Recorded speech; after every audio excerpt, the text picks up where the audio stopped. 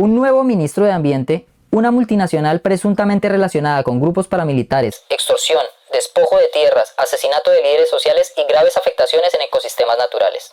Esta es la historia que hoy les vengo a contar y por favor, quédense hasta el final porque esta información nos compete a todos los colombianos. Y no voy a contaminar un páramo que es, insisto, patrimonio de Colombia. Lo que es santuario lo vamos a respetar, en eso quiero ser completamente claro. Este era el discurso de Abelardo durante su campaña política. Pero ahora, Fabio Arjona, su nuevo ministro de Ambiente, deja claras cuáles son sus verdaderas intenciones. Pero hay que avanzar, delimitar el páramo, mirar cuáles son las zonas de aprovechamiento, formalizar la minería que allí existe. Si hay una minería industrial alrededor, podría ayudar a la formalización. Hay una empresa canadiense que tiene el título, se llama Iris Mining. Iris Mining tiene 38.000 mineros formalizados en una mina que tiene en Antioquia. Es un ejemplo de lo que podría hacerse en Santurbán. Un ministro de Ambiente promoviendo la minería en el páramo de Santurbán.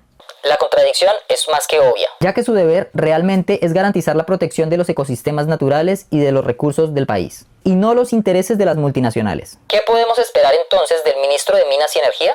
Esta no es una discusión de derecha o de izquierda, es un dilema ético que claramente nos pone a elegir entre el agua y la vida o los intereses de una multinacional que se lleva el oro de nuestro país mientras afecta a nuestros ecosistemas y páramos y que a la vez amenaza a nuestros compatriotas que habitan en este territorio y han ejercido una minería artesanal desde hace generaciones. La empresa canadiense conocida como Iris Mining, antes llamada Gran Colombia Gold, está rodeada de muchos cuestionamientos.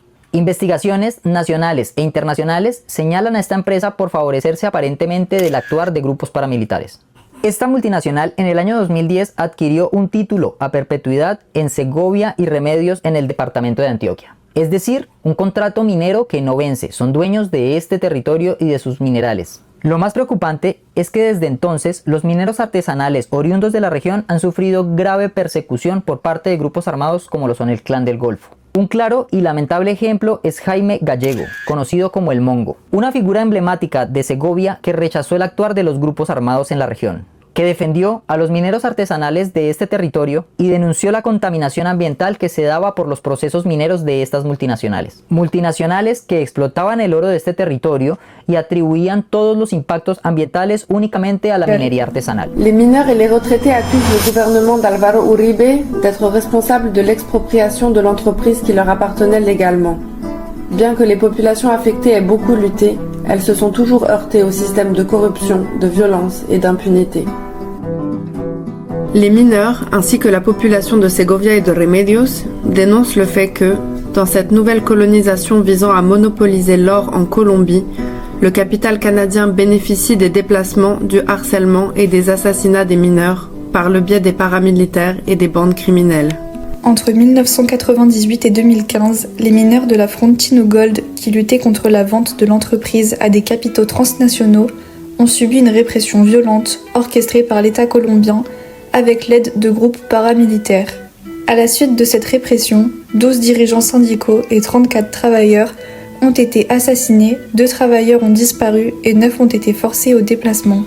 Y por esto es importante hacer un paréntesis y recordar que el páramo de Santurbán es una fábrica natural de agua que alimenta lagunas, quebradas y ríos, por tanto mantiene vivos los ecosistemas y las especies de la región, pero también es la fuente principal de suministro de agua de más de 2 millones de personas que habitan en Santander y norte de Santander.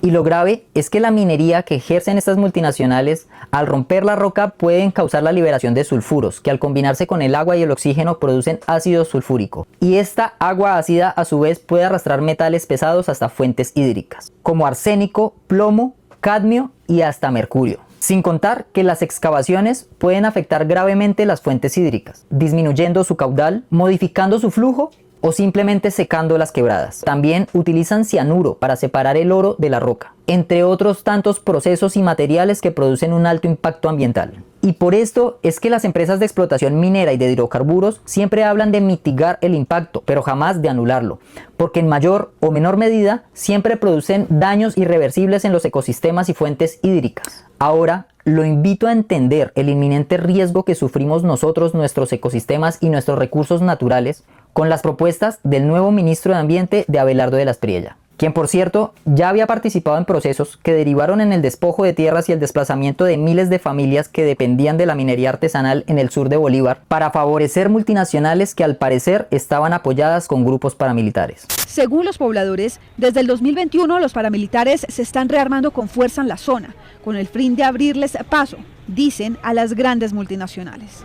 Álvaro Ospino, uno de los mineros artesanales amenazados y desplazados, narró a Señal Investigativa cómo fue amenazado luego de increpar en un congreso minero al abogado Abelardo de las Priella en 2023, a quien responsabilizó del desalojo. Entonces dejo constancia que si algo me llega a pasar a mí, me llegan a quitar la vida por estar reclamando, y no solo a mí, a todos mis compañeros líderes de allá del Alto Caribona, ya saben a quién echarle la culpa. Y por esto tenemos que entender que esto no es un tema cualquiera. Es la razón por la que quieren silenciar a los medios alternativos que denuncian públicamente este tipo de atropellos, abusos y monumentales actos de corrupción. Así que les pido que por favor me ayuden a compartir este video y a divulgar esta información.